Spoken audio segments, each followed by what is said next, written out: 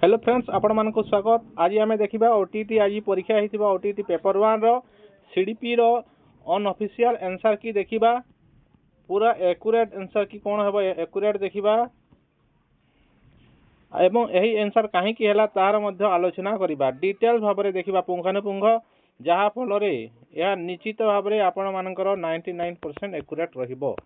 Details देखा तेणु जो मैंने आम चैनल को सब्सक्राइब करना सब्सक्राइब कर दिंतु एवं जो मैंने ओटीटी परीक्षा देते पाखक ये भिडियो को शेयर करने अनुरोध करुच्ची। चलतु जीवा प्रश्न निकट को डायरेक्ट जीवा। आज प्रथम प्रश्न, क्यों प्रकार प्रश्नर उत्तर अनुमान कर देवार संभावना सबुठारु कम?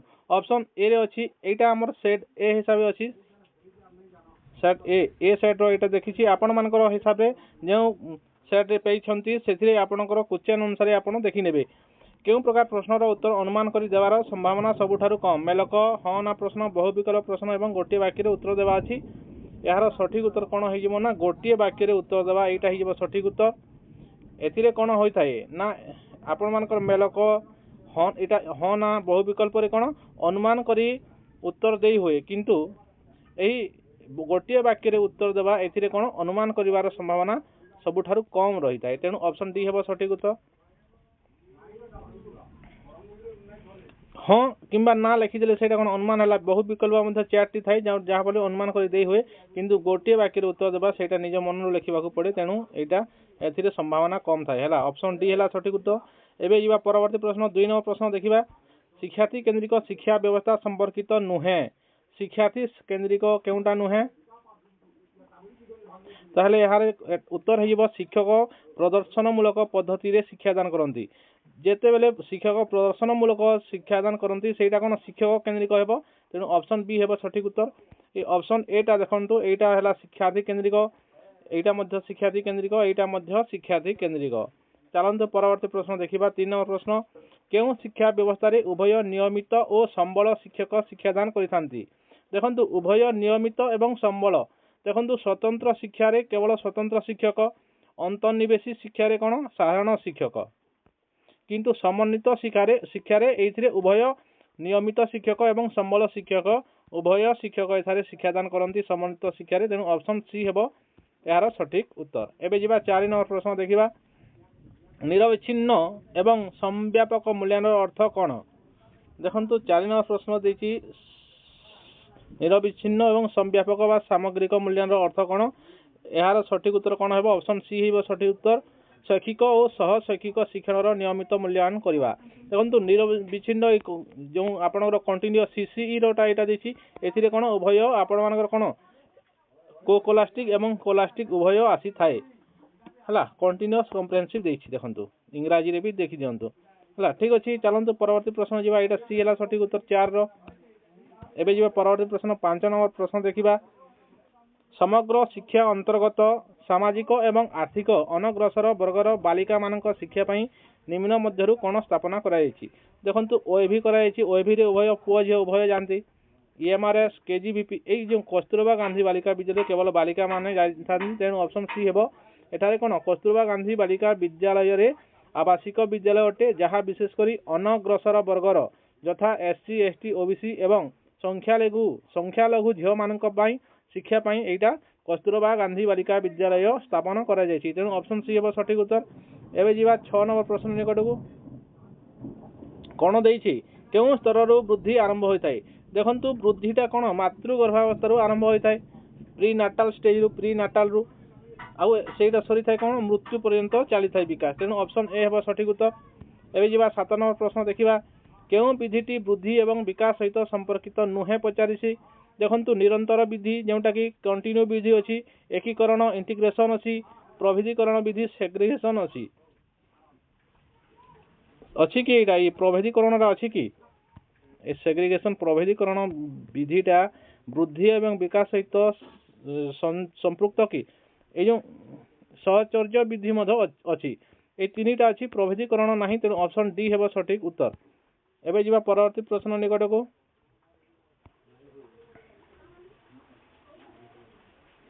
जड़े शिशु सांग मान खेलवा समय नियम मानवाक मना करे किंतु धीरे धीरे सहयोग करने शिखी जाए ଏହି ପରିବର୍ତ୍ତନ କେଉଁ ବିକାଶକୁ ସୂଚିତ କରେ? ତାହେଲେ এইটা সঠিক উত্তর হইব কোন না সামাজিক পরিপক্কতা। এই সামাজিক ভাবে সে মিলামিশা করে ধীরে ধীরে, তেণু এইটা সামাজিক পরিপক্কতা ହେବ। ଅନ୍ୟମାନଙ୍କ ସହିତ ମିଶିବା, ଦଳଗତ ନିୟମ ମାନିବା ଏବଂ ସହଯୋଗ କରିବା, এইটা ସବୁ କ'ଣ ଶିଶୁର ସାମାଜିକ ବିକାଶ ବା ସାମାଜିକ ପରିପକ୍କତାର ଲକ୍ଷଣ। ତେଣୁ ଅପସନ୍ ସି ହେବ ସଠିକ ଉତ୍ତର। 9 ନମ୍ବର ପ୍ରଶ୍ନ ନିକଟକୁ ଯିବା। ଶିକ୍ଷକ ଶିକ୍ଷାର୍ଥୀଙ୍କ ମଧ୍ୟରେ ଉଚ୍ଚସ୍ତରୀୟ ଚିନ୍ତାଧାରା ପ୍ରସାର କରିବାକୁ ଚାହାନ୍ତି, ଏଥିପାଇଁ ନିମ୍ନୋକ୍ତ ମଧ୍ୟରୁ କୌଶଳଟି ସବୁଠାରୁ କେଉଁଟା ବେଶୀ ପ୍ରଭାବଶାଳୀ ହେବ? ଦେଖନ୍ତୁ ଏହାର ସଠିକ ଉତ୍ତର କ'ଣ ହେବ ନା ଶିକ୍ଷାର୍ଥୀଙ୍କୁ ବୁଝାଇବାକୁ କହିବା। ଶିକ୍ଷାର୍ଥୀ ଯଦି ନିଜେ ବୁଝାଇବ ତାହେଲେ ତାର ଚିନ୍ତାଧାରା ଅଧିକ ଅଛି ବୋଲି ଆମେ ଜାଣିପାରିବା। ବାରମ୍ବାର ଅଭ୍ୟାସ କାର୍ଯ୍ୟ ଦେଲେ ହେବ ନାହିଁ, ତଥ୍ୟ ଗୁଡ଼ିକୁ କେବଳ ମନେ ରଖିଦେଲେ ହେବ ନାହିଁ, ଅଧିକ ଗୃହ କାର୍ଯ୍ୟ ଦେଲେ ହେଇଯିବ ନାହିଁ। ମୁଖସ୍ଥ କରିବା କିମ୍ବା ବାରମ୍ବାର ଗୃହ କାର୍ଯ୍ୟ କରିବା ଦ୍ୱାରା ଉଚ୍ଚ ଚିନ୍ତନ ଶକ୍ତି ବଢ଼େ ନାହିଁ, କିନ୍ତୁ ଯେତେବେଳେ ଜଣେ ଶିଶୁ ନିଜ ଭାଷାରେ କୌଣସି ଜିନିଷକୁ ବୁଝାଇବାକୁ ଚେଷ୍ଟା କରିଥାଏ ସେତେବେଳେ ତାର ଚିନ୍ତନ ପ୍ରକ୍ରିୟା ସକ୍ରିୟ ହୁଏ ଓ ଉଚ୍ଚସ୍ତରୀୟ ଚିନ୍ତାଧାରା ବିକଶିତ ହୋଇଥାଏ। ଏବେ ଯିବା 10 ନମ୍ବର ପ୍ରଶ୍ନ ନିକଟକୁ। ଜ୍ଞାନାତ୍ମକ ବିକାଶ ପର୍ଯ୍ୟାୟ ଗୁଡ଼ିକର ପ୍ରବର୍ତ୍ତନ କେଉଁ ମନୋବୈଜ୍ଞାନିକ କରିଥିଲେ? ଦେଖନ୍ତୁ ଏଇ ଯେଉଁ ଜ୍ଞାନାତ୍ମକ ବିକାଶର ଯେଉଁ 4ଟି ପର୍ଯ୍ୟାୟ ଅଛି ତାହାକୁ କିଏ ଦେଇଥିଲେ? ଆପଣମାନେ ସମସ୍ତେ ଜାଣିଛନ୍ତି ନା ଏହାର ସଠିକ ଉତ୍ତର କ'ଣ? ଜିନ୍ ପିଆଜେ। ଏଥିରେ ବୁଝିବାର କିଛି ନାହିଁ। 4ଟି ପର୍ଯ୍ୟାୟ କ'ଣ କ'ଣ ଆପଣ ଜାଣିଛନ୍ତି, ଯଦି ମନେ ରଖିଛନ୍ତି ତାହେଲେ କମେଣ୍ଟ ମାଧ୍ୟମରେ ଆପଣ କହିପାରିବେ। ଏବେ ଯିବା 10 ନମ୍ବର ପ୍ରଶ୍ନ ଗଲା। 11 ନମ୍ବର ପ୍ରଶ୍ନ ଯିବା। ଏପର୍ଯ୍ୟନ୍ତ ଆପଣ 10ରୁ କେତେ ମାର୍କ ରଖିଛନ୍ତି କହିବେ ତ? ଏବେ ଯିବା ପରବର୍ତ୍ତୀ ପ୍ରଶ୍ନ ନିକଟକୁ ଯିବା। 11 ନମ୍ବର ପ୍ରଶ୍ନ ଦେଖିବା। ଶିକ୍ଷାର୍ଥୀ ଗଣିତ ସମସ୍ୟାର ସମାଧାନ କରିବାରେ ଅସୁବିଧା ଅନୁଭବ କରୁଛି। ଶିକ୍ଷକ ସମ୍ପୂର୍ଣ୍ଣ ସମାଧାନ କରିବା ପରିବର୍ତ୍ତେ ଏକ ସାମାନ୍ୟ ସୂଚନା ପ୍ରଦାନ କଲେ ଏହା ଏକ କାହାର ଉଦାହରଣ ଅଟେ? ଦେଖନ୍ତୁ ଏଇଟା ହେବ କ'ଣ ନା ଏଇଟା ହେଇଯିବ ସ୍କାଫୋଲ୍ଡିଂର ଉଦାହରଣ। କାହିଁକି ନା ଭାଇଗୋଟ୍ସ୍କିଙ୍କ ମତରେ ହେଉଛି କ'ଣ ନା ଶିଶୁଟିଏ ଗୋଟିଏ କାର୍ଯ୍ୟ କରିବା ସମୟରେ ଅଟକି ଗଲେ ତାକୁ ଶିକ୍ଷକ ବା ବଡ଼ ଲୋକ ଦ୍ୱାରା ଯେଉଁ ଅସ୍ଥାୟୀ ସାହାଯ୍ୟ ବା ସୂଚନା ଦିଆଯାଇଥାଏ ତାହାକୁ ଆମେ କ'ଣ କହୁ? ସ୍କାଫୋଲ୍ଡିଂ କହିଥାଉ। ତେଣୁ ଅପସନ୍ ଏ ହେବ ସଠିକ ଉତ୍ତର। କ'ଣ ହେଉଛି ଏଇଟା? ହଁ, ଅପସନ୍ ଏ ହେବ ସଠିକ ଉତ୍ତର। ଏବେ ଯିବା 12 ନମ୍ବର ପ୍ରଶ୍ନ ନିକଟକୁ ଯିବା, ଦେଖିବା କ'ଣ ଅଛି। এই প্রশ্ন দেখা পূর্বর যে আমার চ্যানেলকে সবসক্রাইব করে না দয়াকরি সবসক্রাইব করে দিও। ঠিক আছে, এবে যা বিকাশর কেউ পর্যায়ে শিশুর চিন্তাধারা আত্মকেন্দ্রিক হয়ে থাকে। দেখুন শিশুর চিন্তাধারা কেউথিরে হয়ে থাকে না আদ্য বাল্যাবস্থায় সেইটা তার কোণ হয়ে থাকে আত্মকেন্দ্রিক হয়ে থাকে। তেমন অপশন বি হয়ে সঠিক উত্তর। পিয়াজে এইটা কহিলে না, পিয়াজে কহিলে আদ্য বাল্যাবস্থায় শিশু আত্মকেন্দ্রিক হয়ে থাকে।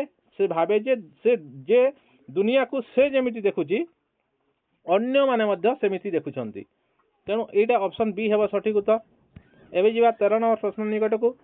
ଶିକ୍ଷକ ଶ୍ରେଣୀରେ ଶିକ୍ଷାର୍ଥୀଙ୍କୁ ପ୍ରଶ୍ନ ପଚାରିବା, ନୂତନ ଚିନ୍ତାଧାରା ଅନୁସନ୍ଧାନ କରିବା ଏବଂ ଶିକ୍ଷଣ ସମୟରେ ପରସ୍ପର ସହ ସହଯୋଗ କରିବାକୁ ସୁଯୋଗ ଦେଇଥାନ୍ତି। ଏପରି ଶ୍ରେଣୀରେ ଶିକ୍ଷକଙ୍କ ଭୂମିକା ମୁଖ୍ୟତଃ କ'ଣ?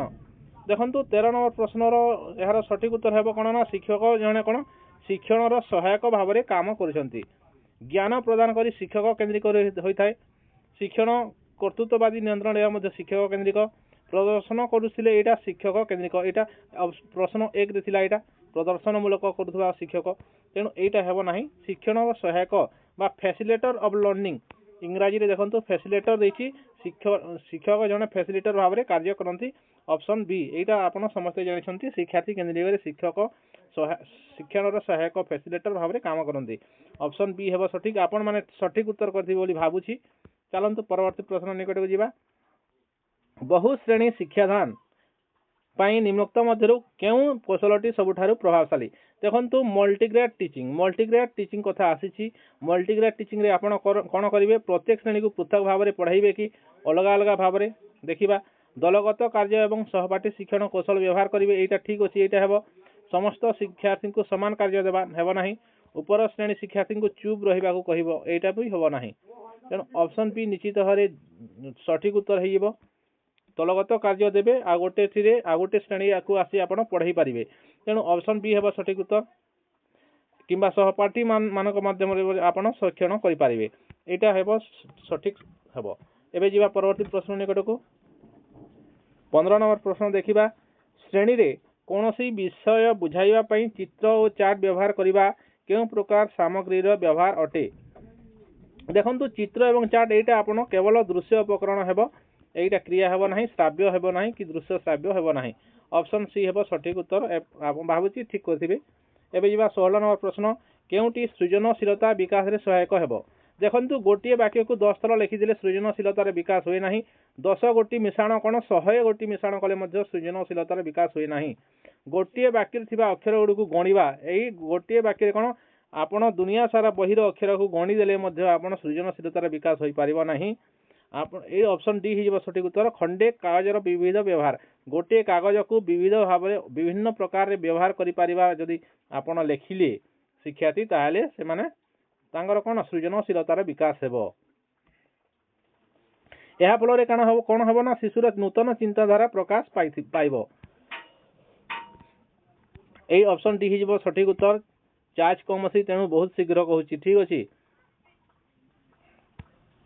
17 नंबर प्रश्न देखिबा कोन अछि आल्बर्ट बांदुरा को अनुसार पिला माने अन्य मानन को देखि अनेक जिनिस शिखंती एही प्रक्रिया को कोन कहा जाय ना एटा हिबो ना कोन पर्यवेक्षण मूलक शिक्षण कहीं ना आल्बर्ट बांदुरा सामाजिक शिक्षण तत्व देथिले जेउथिरे से दर्शाइथिले जे पिला माने अन्य मानक आचरण को अनुकरण करी कोन करिथांती अनुकरण करंती एवं पर्यवेक्षण करंती एवं शिखि थांती तेणु ऑप्शन बी हेबो सठिक उत्तर एबे जिबा 18 नंबर प्रश्न निकट को जिबा देखिबा कोन अछि निम्नलिखित श्रेणीगृह अभ्यास मध्यरु केउटी श्रेणीगृह रे अंतर्निवेशी शिक्षा को सबुठारु भलो भाबरे प्रोत्साहित करथाय देखंतु अंतर्निवेशी रो दुईटा प्रश्न आसी आगर मध्य गोटे आसीथिला एबे देखिबा एथिरे कोन अछि 18 नंबर प्रश्न ना यार सठिक उत्तर कोन हबो ना समस्त शिक्षार्थी को आवश्यकता अनुसार शिक्षादान करा जाय अंतर्निवेशी शिक्षा रे समस्त समान शिक्षादान करा जाय नहीं कारण एठे कोन साधारण शिक्षार्थी सहित भिन्नक्षम शिक्षार्थी मध्य रहंती तेणु समस्त आवश्यकता को दृष्टि दिया जाय ऑप्शन बी हेबो सठिक उत्तर एबे जेबा परवर्ती प्रश्न निकट को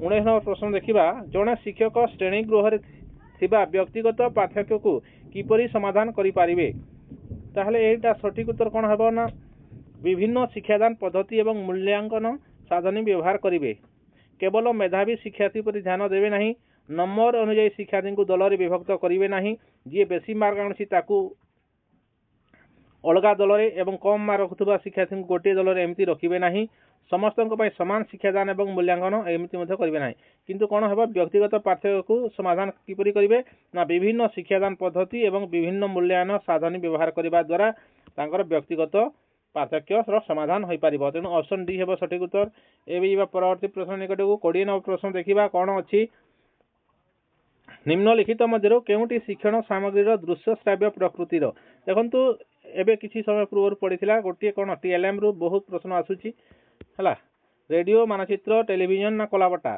ताहले दृश्य से चार्टटा देइदिला चार्टटा कोन दृश्य श्राव्य देइदिला किंतु एथिरे कोन देछि दृश्य श्राव्य रो केउटा उदाहरण अटे ताहले एटा देखिबा कोन ना टेलीविजन हेबा सठिक उत्तर टेलीविजन रे कोन सुनिबा सहित देखिबा कार्य होइथाय तेनु दृश्य हेबो श्राव्य हेबो दृश्य श्राव्य हेबो तेनु ऑप्शन सी हेबो सठिक उत्तर एबे जिबा 21 नंबर प्रश्न निकट को शिक्षार्थी रो शिक्षण क्षेत्र रे थिबा असुविधा गुडी को चिन्हट करी प्रतिकार मूलक शिक्षादान प्रदान करिया पई जणे शिक्षक केउ प्रकार मूल्यांकन व्यवहार करंती ताहले एटा आपण समस्त जणिसंती ना असुविधा चिन्हट प्रतिकार मूलक शिक्षादान करिया पई कोन होय असुविधा चिन्हट पई होई थाय निदानात्मक ऑप्शन बी हेबो सठिक उत्तर 21 नंबर ऑप्शन बी हेबो कारण पिलार पाठ पढ़ारे थिबा निर्दिष्ट दुर्बलता बा समस्यार कारण खोजी बाहर करिबा पई करा जाथुवा मूल्यांकन को निदानात्मक बा डायग्नोस्टिक मूल्यांकन कहा जाय देखंतु एही मूल्यांकन रो भी बहुत गुडी प्रश्न आसीची आपण आ गोटे प्रश्न अछि देखिबा कोन अछि ना गठन हां हमर कोन व्यवस्था मूल्यांकन एंट्रांस रो केउ प्रकार मूल्यांकन बोली पचारिछि तेनु एही मूल्यांकन रो प्रकार रो दुईटी प्रश्न आसीछि हला ताहले एटा कोन आसीछि ना एटा आसीछि व्यवस्था मूल्यांकन रो एवं आ गोटे आसीछि कोन आपनकर निदानात्मक एटा निदानात्मक हेबो आ गोटे जो एंट्रांस ता कोन केउ मूल्यांकन पचारिछि सेटा कोन हेबो व्यवस्था हेबो बा देखिबा कोन अछि हाँ तेणु यही 21 प्रश्न उत्तर कौन है ना निदानात्मक ऑप्शन बी है सठिक उत्तर एवं जी 22 नंबर प्रश्न देखा केउटी मूल्यांकन साधन नुहे पचारिछि देखंतु मूल्यांकन साधन केउटा तनखी तालिका अटे निर्धारण मापनी रेटिंग स्केल ठीक अछि रुब्रिक्स मध्य अटे किंतु प्रोग्रेस कार्ड एटा मूल्यांकन साधन नुहे प्रोग्रेस कार्ड कोन लेखा जाई थाए चेकलिस्ट स्केल रूब्रिक होची मूल्यांकन करिवार पई व्यवहृत उपकरण बा साधन किंतु प्रगति पत्र बा प्रोग्रेस कार्ड कोन ना एटा शेष रे मिलुथबा फलाफल एक विवरणी एठारे लेखा जाय तथ्य लेखा जाय फलाफल तथ्य लेखा जाय तेणु ऑप्शन कोन हेबो ना सी हेबो सठिक उत्तर ऑप्शन सी हला सठिक उत्तर। एबे जीवा 23 नंबर प्रश्न देखंतु एटा कहूतिली प्रवेशिका परीक्षा केउ प्रकार मूल्यांकन बा एंट्रांस टेस्ट कोन एटा हला कोन ना एटा हला व्यवस्थान ऑप्शन डी हेबो सठिक उत्तर इंग्रजी रे प्लेसमेंट। ठीक अछि चलंतु एबे जीवा 24 नंबर प्रश्न देखिबा केउ चिन्हट आधारित परीक्षा प्रकार प्रश्न नुहे केउटा गोटे कोन चिन्हट आधारित परीक्षा प्रकार प्रश्न नुहे बा रिकॉग्नाइज टाइप टेस्ट नुहे। देखंतु एठी कोन हबो ना एटा हेबो सठिक उत्तर कोन हबो सेंटेंस कंप्लीशन कारण सेंटेंस कंप्लीशन बा वाक्य पूर्ति। ठीक अछि देखंतु सत्यासत्य रे कोन एटा चिन्हट करिवो नुहे पचारिछि एटा चिन्हट एथिरे करि पारिबो मेलक प्रश्न रे मध्य आपण चिन्हट करिवे बहु विकल्प मध्यरु मध्य चारटी ऑप्शन भितरु गोटे को चिन्हट करिवे तेनु एटा चिन्हट टाइप हेबो बुझिले।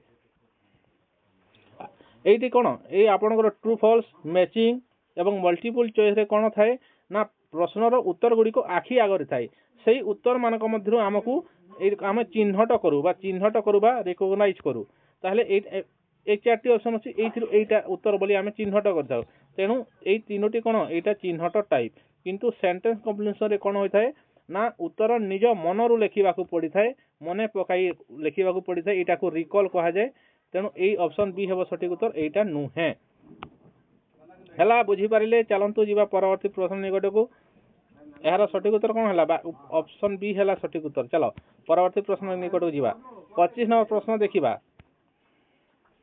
केउटी दक्षता भित्तिक शिक्षादान शिक्षण प्रक्रिया संपर्कित नुहे नुहे पचारिछि देखंतु ऑप्शन 1 पाठटी को केते गुडी छोट छोट एकक रे प्रकाश करा जाय एटा ठीक अछि दक्षता गुडी को सरल रु जटिल क्रमान्वय रे सजाय ठीक अछि प्रत्येक दक्षता पूर्व दक्षता उपरे आधारित एटा ठीक अछि किंतु समस्त दक्षता शिक्षादान और शिक्षण कार्य एक संगे समस्त दक्षता को एक संगे किपरि करा जाय परिबो आपण माने कहंतु तेनु एटा भूल अछि तेनु एटा संपर्कित नुहे ऑप्शन डी हेबा सठिक उत्तर। दक्षता भित्तिक शिक्षा रे कोन गोटे समय रे गोटे निर्दिष्ट दक्षता हासिल करा जाय समस्त दक्षता को एका संगे सिखाइबा संभवपर नुहे जे कोनोसी टीचर मध्य एका संगे समस्त दक्षता शिक्षादान दे देबे नुहे एपरि कोले गोटे दिन रे समस्त दक्षता दिया जायतांता विद्यालय खोला जानता नहीं गोटे दिन रे समस्त दक्षता नै कि शिक्षार्थी घर को जानते और पढ़ी आसंते नहीं।